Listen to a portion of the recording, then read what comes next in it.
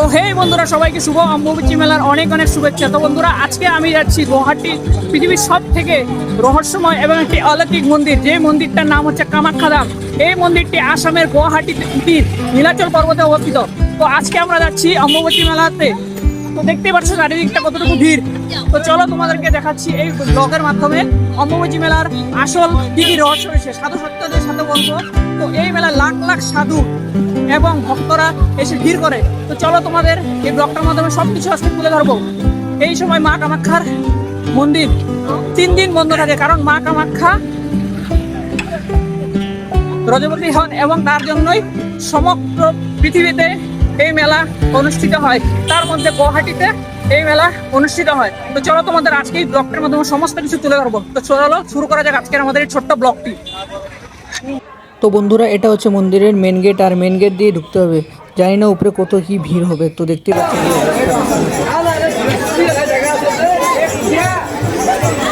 তো বন্ধুরা, আমরা এখন জাস্ট এন্ট্রি করে গেছি, আর এখনই এইদিকে তোমরা দেখতে পাচ্ছ লাখ লাখ ভক্তের এখানে সমাগম হয়ে গেছে।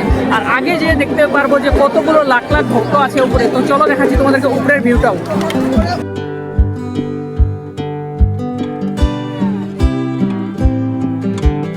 তো এখানে রয়েছে একটা হেলথ সেন্টার, মানে যাদের কোনো অনেকেরই পাহাড়ে চলতে চলতে অনেক প্রবলেমস হয়ে যায়, তাদের জন্য একটা চিকিৎসার ছোট মোটো ব্যবস্থা করা হয়েছে। তো ডাক্তাররাও এখানে অনেকে আসছে, তো তার জন্য এখানে একটা হেলথ সেন্টার করে দেওয়া হয়েছে।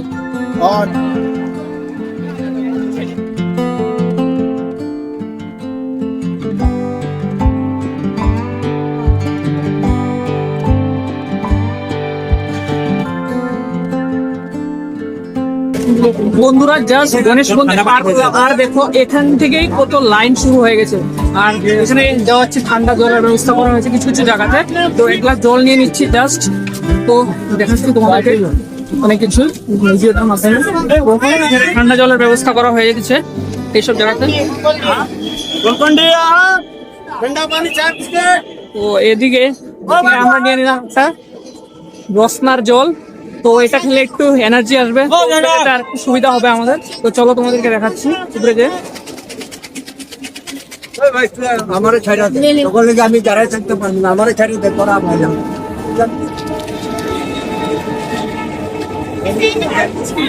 তো ভিড়ের কথা কি বলবো, আনলিমিটেড ভিড় হচ্ছে এখানে এই মন্দিরে।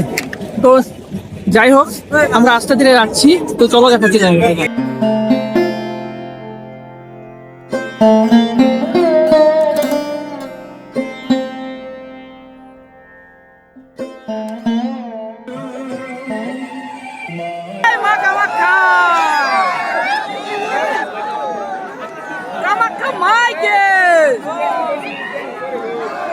তো বন্ধুরা, ফাইনালি আমরা পেয়ে গেছি মন্দিরের একদম গেটের সামনে, আর এখান থেকে আমাদের যেতে হবে। তো মন্দিরের ভিতরে ব্লগিং করে একটু প্রবলেম হচ্ছে। যাই হোক, আজকে ওভার ভিড়, তো যতটুকু পারছি তোমাদেরকে দেখাচ্ছি। তো দেখতে থাকো, ভিডিওটা খুবই ভালো হবে। সকল সাধু সন্ন্যাসীরা এই সিঁড়িগুলোতে বসে রয়েছে, আর তারা নিজেরা আরাধনা করছে, দেখতেই পাচ্ছ বন্ধুরা।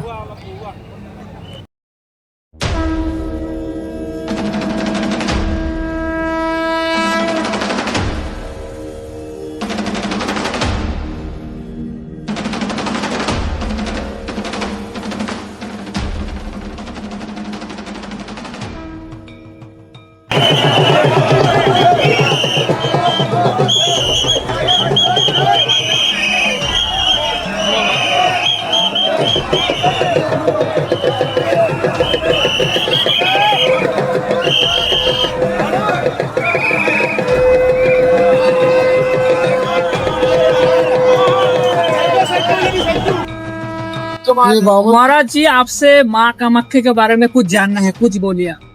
तो माँ कामाख्या के बारे में आपको क्या बताऊं, कहाँ से कहाँ जानता हूँ, हाँ सदगुरु से जानता हूँ। ये कोई अपरिचित जगह नहीं है। हाँ जी, देश विदेश से यहाँ पे आते हैं। 52 पीठों में से एक सच्ची पीठ है माँ जगन्नाथ माँ पार्वती जी। ठीक है जी, ठीक है। यहाँ से तो आप ये देखिए, इसमें आप देख भी रहे होंगे, तरह तरह के साधु आए हुए हैं। नगा बाबा भी आए हैं, गौरी भी आए हैं, कार्तिक भी आए हैं, देश विदेश से आए हैं। भारत के नहीं है, देश विदेश से आए। ठीक है जी।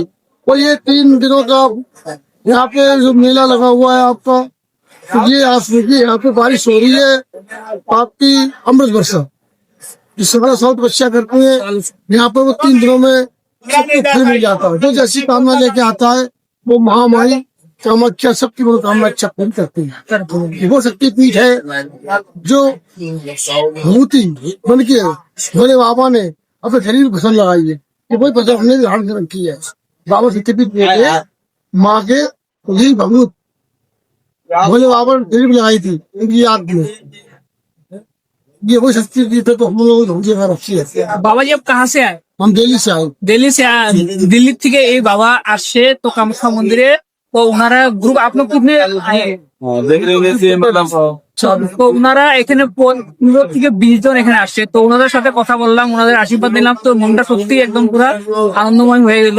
তো অম্বুবাচী মেলার মধ্যে এসে মানে সত্যি একদম পুরা সাকসেসফুল যেটাকে বলা হয়, তো একদম পুরা সাকসেসফুল হয়ে গেল একদম। जय माता। জয় মা।